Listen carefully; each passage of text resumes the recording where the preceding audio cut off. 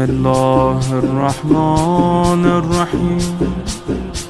السلام عليك يا أبا عبد الله، السلام عليك يا ابن رسول الله، السلام عليك يا خيرة الله وابن خيرته، السلام عليك يا ابن أمير المؤمنين وابن سيد الوصيين، السلام عليك يا ابن فاطمة سيدة نساء العالمين، السلام عليك يا ثار الله وابن ثاره والوتر الموتور، السلام عليك وعلى الأرواح التي حلت بفنائك، عليكم مني جميعا سلام الله أبدا ما بقي وبقي الليل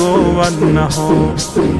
يا أبا عبد الله، لقد عظمت الرزية وجلت وعظمت المصيبة بك علينا وعلى جميع أهل الإسلام، وجلت وعظمت مصيبتك في السماوات على جميع أهل السماوات.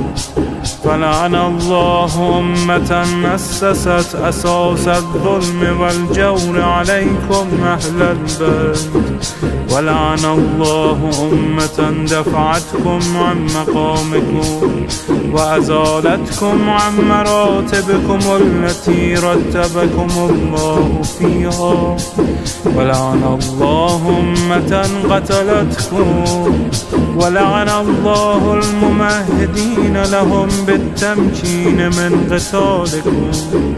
برئت إلى الله وإليكم منهم ومن أشياعهم